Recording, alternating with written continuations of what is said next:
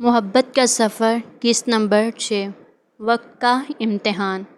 زیان کراچی پہنچ چکا تھا۔ شہر بدلا تھا، فضا بدلی تھی، لیکن دل کے اندر محرب کا چہرہ ویسا ہی تازہ تھا۔ ہر صبح جب سورج نکلتا، زیان سوچتا کاش وہ ایک بار روک لیتی۔ اس نے خود کو مصروف رکھنے کی کوشش کی۔ نئی ملازمت، نئے لوگ اور تنہا شامیں۔ وہ ایک اخبار کے ادارے میں نوکری کرنے لگا جہاں وہ کہانیاں لکھتا، لیکن ہر کہانی کا مرکزی کردار محرب جیسا ہوتا۔ دوسری طرف محرب کی منگنی ہو چکی تھی۔ اس کا منگیتر ہارون ایک سیدھا سادہ اور سنجیدہ انسان تھا، لیکن محرب کے چہرے پر وہ خوشی کبھی نظر نہ آئی جس کی ہر کوئی امید رکھتا تھا۔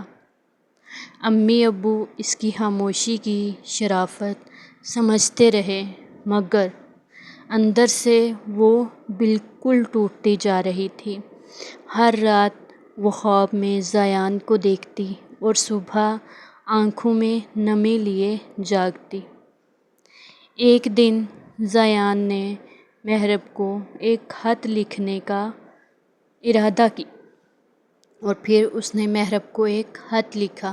بہت دنوں بعد ہمت جمع کی اور صرف اتنا لکھا، تمہیں کبھی بھی الزام نہیں دیا، بس آج بھی دل یہ ماننے کو تیار نہیں کہ تم میری نہیں ہو۔ اگر کبھی دل سے بات کرو تو جواب دے دینا، چاہے صرف ایک لفظ میں ہی۔ زیان۔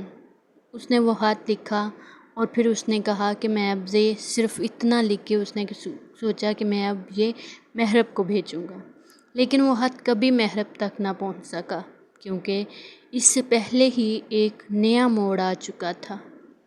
اچانک سے ایک حادثہ ہوتا ہے۔ محرب کے منگیتر ہارون ایک سڑک حادثے میں شدید زخمی ہو گیا۔ منگنی ٹوٹنے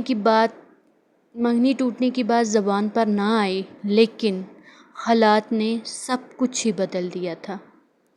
اب والدین بھی سوچ میں پڑ گئے تھے کہ اب محرب کے دل میں ایک اور چھپی ہوئی دعا نے جیسے کہ سر اٹھایا ہو۔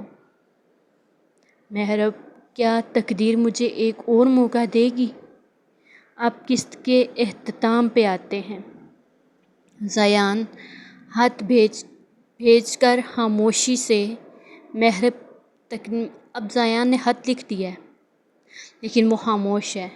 محرب تقدیر کے اشاروں کو سمجھنے کی کوشش کر رہی ہے۔ اب دونوں کے درمیان فاصلہ کم ہونے لگا، نہ چاہنے کے باوجود۔ اب ہم دیکھتے ہیں کہ اگلی قسط میں کیا ہوتا ہے۔ محرب زیان کے خط کا جواب دیتی بھی ہے یا نہیں دیتی، اس کو پڑھتی بھی ہے یا نہیں پڑھتی۔ کیا محبت واقعی واپس آئے گی، واپس لوٹ کر آئے گی؟ تو یہ ہم دیکھیں گے اگلی قسط میں۔